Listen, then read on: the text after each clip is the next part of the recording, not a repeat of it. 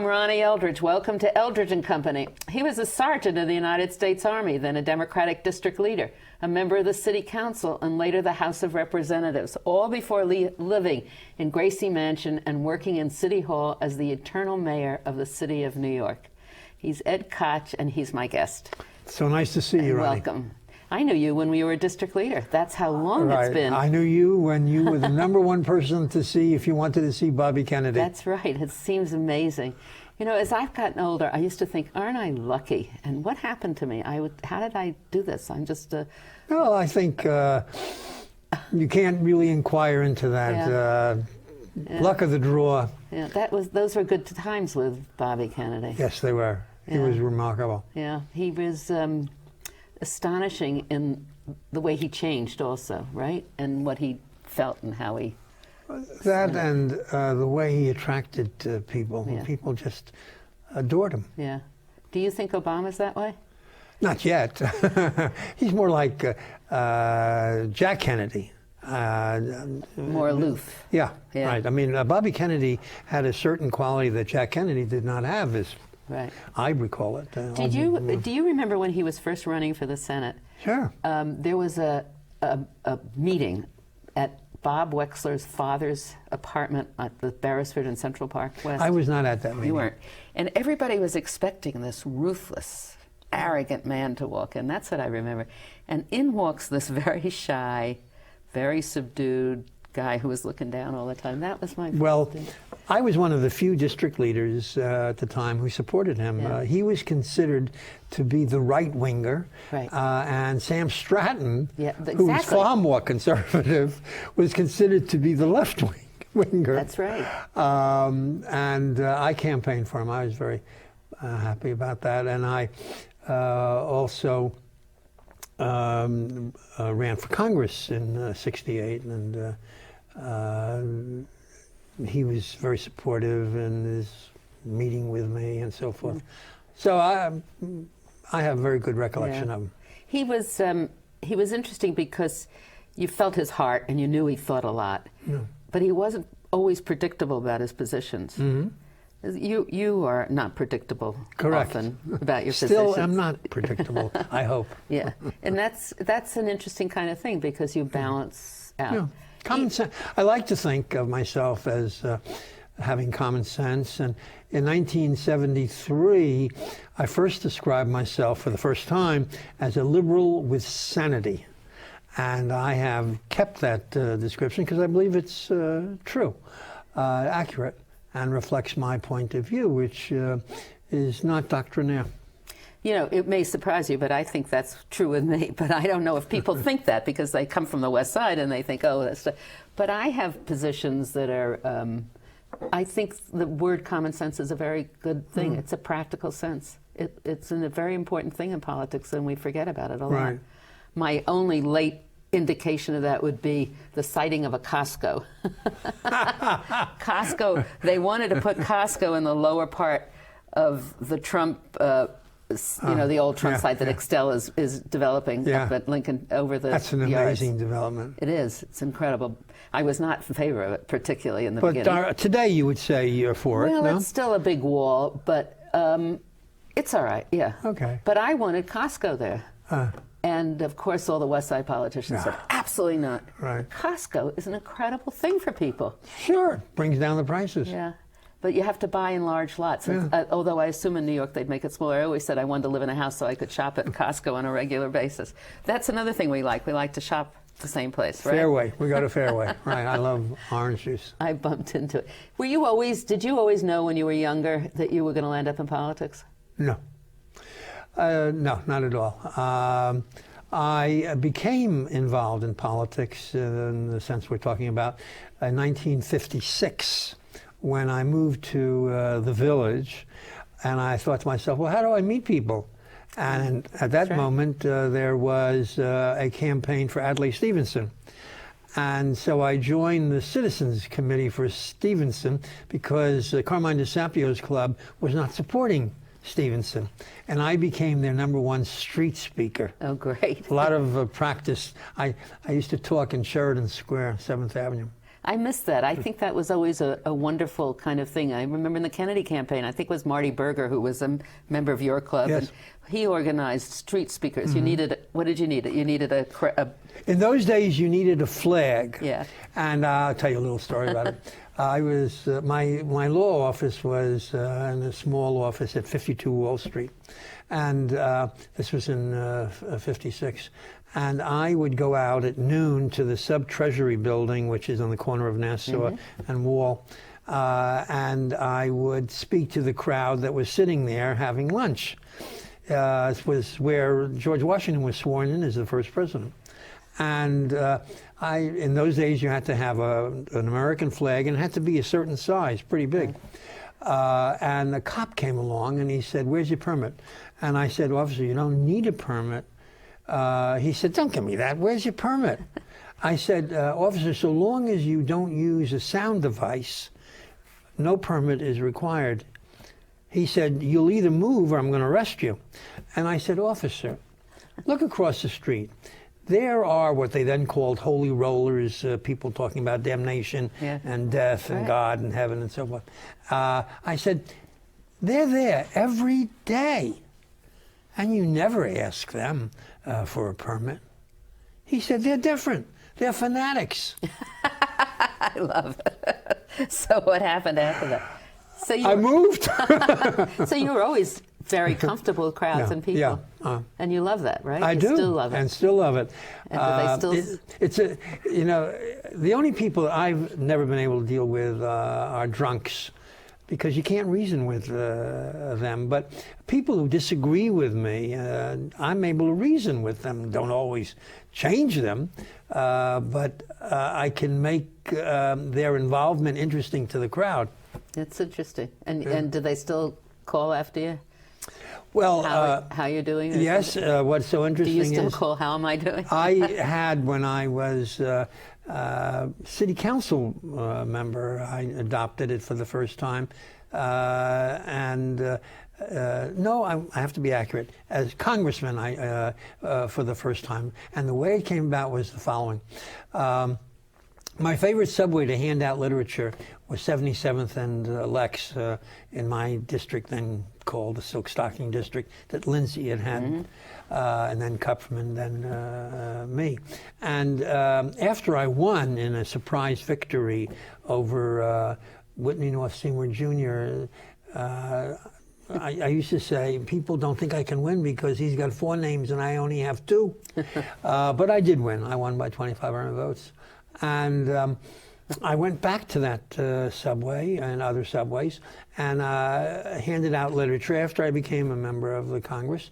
And people just rushed by. It was 7 o'clock in the morning, and I was sort of an impediment. And one day, serendipitously, I said to people, "I'm Ed Koch, I'm your congressman. How am I doing?" Oh. They stopped. Oh, great. And I realized I was onto something, and they would tell me they liked me or they disliked me, what have you. And I carried that forward for the balance of my political life, and still do. That's great. And as I walk down the streets on occasion, and I'm out of office now 19 years. It's amazing how time has flown. It certainly is. People will occasionally yell from across the street, "Don't ask, you're doing terrific." That's so nice. And it makes you feel good. Yeah. Was being mayor the most exciting of the roles, and is it the most exciting job? Being mayor is the best job Anybody could have, right? in political land, and it is because people, whether they agree with you ideologically or not, they see you as their servant, which is fine with me. They see you as their right hand, able to accomplish things that they're not able to accomplish. And I used to say to people, listen, in the early days of the mayoralty, when things were looking very bad financially and so forth, I used to say, listen, you want to picket the president in Washington? That's $400 round trip. You want to picket the governor in Albany? That's $200 round trip. You want to picket me? $3. Come on down. And they came. And they came. What did you think when Giuliani changed all that? I mean, of course, 9/11 changed it I changed it. Partly. Giuliani was a mean guy. He He in terms is. is yes, right. Right. Mean-spirited, very smart. Was a good mayor in the sense of delivery of services, but a bad mayor in terms of making you feel good about him. Right, right. And well, anyway, he has a place in our history. Being mayor is the best job in America, and it doesn't make any difference what city you're And you're mayor right of. in the middle of the people that you're governing. Correct. It's not like going to Washington or to Albany. Correct. They're right there. Yeah. And City Hall is used to be an approachable place. You can see it. You can know where the front door is. You know how you got Well, in. he it, shut right? people out. He did. He very barred sad. people from having press conferences on Right. the steps of City Hall. Absolutely. They're back now because he's Yeah. gone. But City Hall, I think there are 2 or 3 buildings that are replicas of our City Hall, and it's a gem, Yeah. architecturally. Yeah, it's a gem. beautiful place. It Yeah. really is. Yeah. Are the issues different than when you were mayor? I don't really think they so. Are they?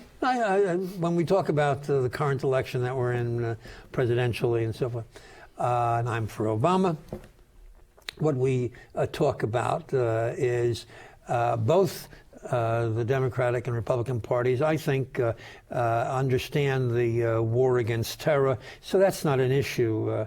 What the issues are, once again, for me, are the domestic issues, abortion, fair taxation, gay rights,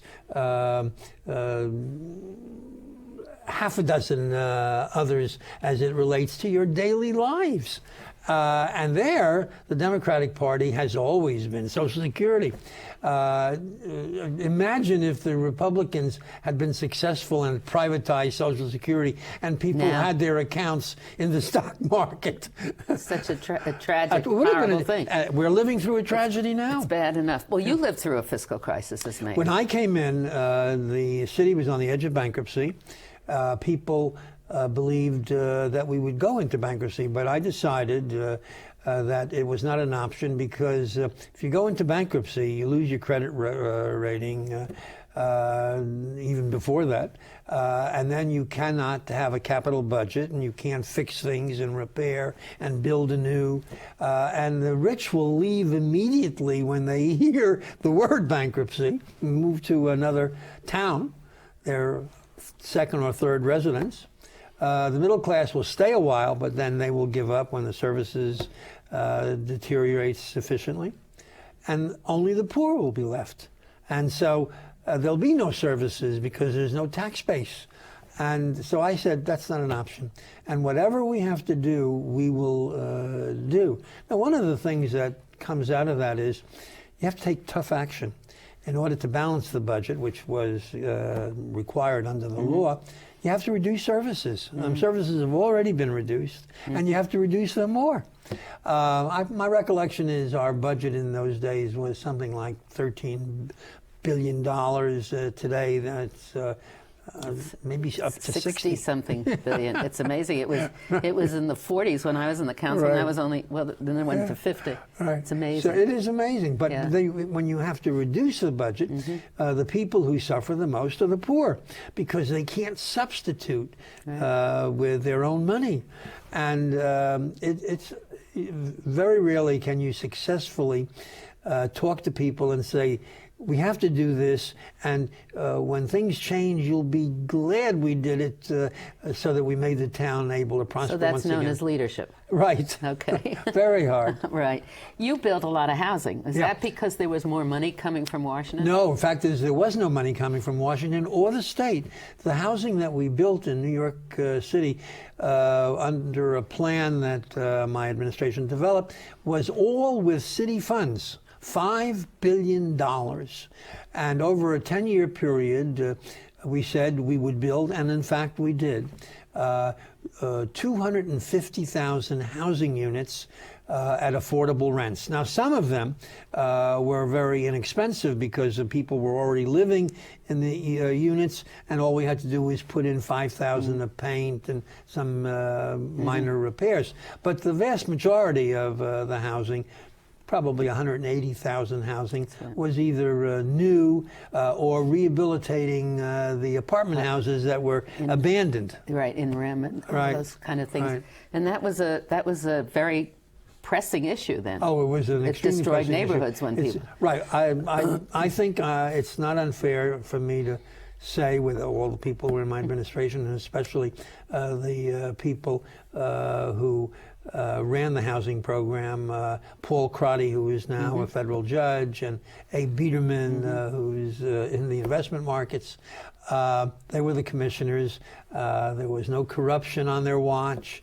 And they did a marvelous job. We rebuilt the Bronx, and it wasn't that we selected the Bronx over other boroughs. It was that the abandoned housing was primarily in the Bronx. So that's where we built.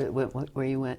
The question of abortion. Yeah. Can you believe? I mean, well, I guess first of all, are you as impressed as I am at how much the Republican Party has changed since we were starting in politics? Well, you mean more right-wing? Yeah. Yeah. I think that's really the way they always were in the country. Remember, Nelson Rockefeller was the liberal wing of the Republican Party. But was Taft as bad as they are now? No. I don't know. I don't probably think not. He was a very decent man. They were socially not as conservative. Yeah. I think that's the major issue, don't you think? It could be. Yeah. What is incredible to me about the Republican Party on that issue of abortion, you know, people have their religion. They're entitled to it. If you ask someone who is adamant against abortion, they will say it's murder. And for them it is. And I don't reject their comment. But I believe that a woman, in consultation with her doctor, can make that choice. And we have put in regulations, first trimester, second and third, etc. But when you have the Republican vice presidential candidate taking the position, no exceptions, no abortions, not even for the life of the mother. And with John McCain, who's a decent man, he allows 2 abortion exceptions, which would be rape and, he allows 3, rape, incest, and the life of the mother. I think they're dead wrong, and it is a major issue. But in this last debate, he really made fun, in a way, of that issue about the life of the mother, the health of the mother. Why, do you remember that? He said, "Oh, that's what the left-wingers use as an excuse," or some such thing. He's foolish to take that position. I mean, it's sad to see him campaigning this way, isn't it? Yes. Yeah. He's a decent man. Yeah. Right, and a genuine war hero. Yeah. But this campaign has taken on all kinds of things. I was interested in your article you wrote. You write a regular article. Once a week. Where? Well, it goes on the blogs. Yeah. So and what's I the send website? I don't have a website. The LaGuardia Archives puts my stuff in, but I don't have my own website. And anybody who wants it, just take this down. E.I. Koch, one word. Right. Koch is K-O-C-H. At one word, Brian Cave, BRYANCAVE.com. No charge. You get my weekly commentary and 2 movie reviews. I'm also a movie reviewer. Are you doing restaurant reviews? No. No, because then you get fat. Yeah, that's bad. That's bad. You wrote a very interesting article about Russia. Yeah. In a time when we're throwing around these big hostile terms about Russia. Right. It was Georgia that attacked Russia. Right. And the papers don't want to talk about it. Now, the New York Times, while they condemn Russia, in their news articles, they report that the Georgian president, even though advised by Condoleezza Rice not to do it, ordered an attack on the Russian forces. How stupid he could be is beyond me. And so while the Russians have to be condemned for their brutality, Chechnya, elsewhere, they had a right to defend themselves. Right? And they're a major power, and we have to live with them. It's... I think we have missed the boat, and I hope that we can try again. we should make them full partners. Now listen, if the Russians were putting in radar and missiles in Venezuela and Mexico, what would we be doing? Well, we're putting in radar and missiles in countries that are right on Russia's border. Right. And Czechoslovakia, Poland. It's incredible. It really is. And when they came, well, they went to Cuba, right? Right. Wasn't that the big showdown? We were willing to go to war. Yeah, right. It's a very interesting kind of thing. McCain has, underneath it all, when you see all the lobbyists and all the powers and everything, some of the people who represent Georgia are his close advisors. So do you think that was a... Oh, I think that would be an additional reason to worry about it. It's incredible. It is. What about race? You were very active in the civil rights movement. Did you ever think in your lifetime that you would see an African American running for president? No. I thought it would come after me. I don't know how many years after me. I didn't think I'd see a Jew running for vice president. When Lieberman ran. But the fact is, America today, we're living in a golden age. Notwithstanding areas you could criticize, when you think of how far we have come in a whole host of areas, particularly living together, and people ought to recognize that the rest of the world wants to come here. Now, I don't happen to think that we have to have open borders. That's ridiculous. No country has open borders. So while I believe that if we need more people, and I think that we do, because people are not having as many children as they used to have, we should enlarge the legal visas, permanent visas and so forth. But I am not supportive of the effort to have the illegals, which range from 12 to 20 million people, legalized. But they will be, because both Obama and McCain believe that the illegals should have a path to citizenship. I do not. I believe you enlarge the quota system so that people from Mexico, legally in line, can come here in larger numbers. You think we should really deport? No, I don't think we have to do that. Yeah. The papers report regularly that so long as there are no jobs, and there would be no jobs if people didn't give illegal jobs, and sometimes cheating the person that they hire, those people go home if they don't have a job. The Times reports that all the time. They do come here for money. I mean, they do, and when they them, find they can't and that's make because it, they come from such bad economies, right? But they go home. The Times reports that regularly. Yeah. You also have, do you think race in New York is better? I guess. I think do. It is. Yeah. I do. Change. I mean, when you look in the workplace, it's you amazing must say when you walk on the streets. It's everywhere. It's Blacks, Hispanics, Asians, and whites. Yeah. It's just incredible. It's a golden age. Yeah. I was also interested in what you said about Albany and reform. Well, that it's a time cesspool. for reform. It's a cesspool, and I suggested, maybe tongue-in-cheek, because it's not going to happen, that a new party be formed, which would say we're running against every incumbent, Democrat and Republican alike, even the good guys. Throw them all out in Albany, and then, unless they want to join the new party, and then after the party has accomplished its work and throwing them out, then it should go out of business and let the regular parties come back in, having hopefully learned a lesson. But I have little hope that anything good will come out of all But this. isn't that why some people supported term limits in the city, was to get everybody out of the council? Yes. That's why I supported term limits. I am for term limits, but I am for 3 terms, and I agree with you. From the very beginning. I agree with you. 3 terms and staggered. Right. But it's a joke that people can hold on to this office. It's also... And then get their daughters and sons to take their place. But now they're changing with their neighbor in Albany, and they come down and they go up. I mean, it's so cynical and bad. It is cynical. But it's also the public's fault, because they don't pay attention. They don't have respect for local office holders, or for the office, not holders. The importance. They don't have respect. They don't understand it. And so you can have an election and somebody can win with very few people voting. I absolutely Do you think agree that's why that it's that way, because people have often used it as a ladder to a better job, but they haven't, because they don't leave them. Well, I was a city councilman and a congressman and mayor. So you were lucky. But it was astonishing when I was in the council. I mean, there were people there for 25 years, and they get to know everybody. They know you're too comfortable. And they should make it full time. Yes, they ought absolutely. not to permit earned outside job income.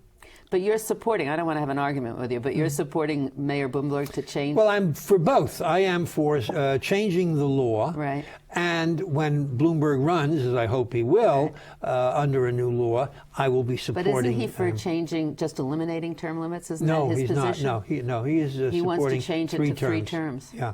And I've been for that from the very beginning. Yeah. So I would be for that even if he were not But running. wouldn't it be better if they had a referendum? Well, you know, the city charter allows the state legislature to make the change. Right. It allows the city council to make the change, and it allows a referendum. No option of the 3 options is superior to the other 2. Yeah. All right. Well, we'll see what happens. Do you think that they're going to pass it? I think it will be passed with a lot of hard work and a lot of heart failure. A lot of anguish and everything else, angst.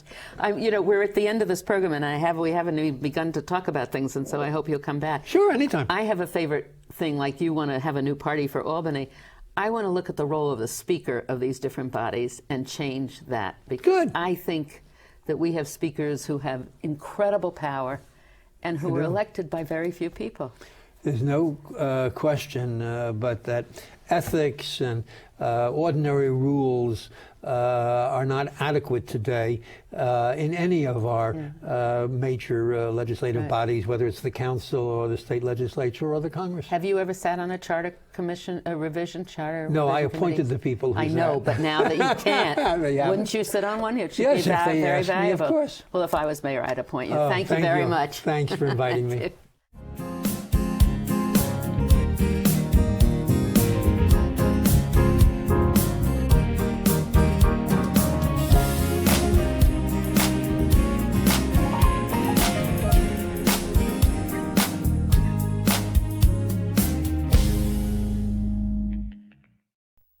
If there are any people you'd like to hear and topics you'd like us to explore, please let me know. You can write to me at CUNY TV, 365 Fifth Avenue, New York, New York, 10016, or you can go to the website at cuny.tv and click on Contact Us. I look forward to hearing from you.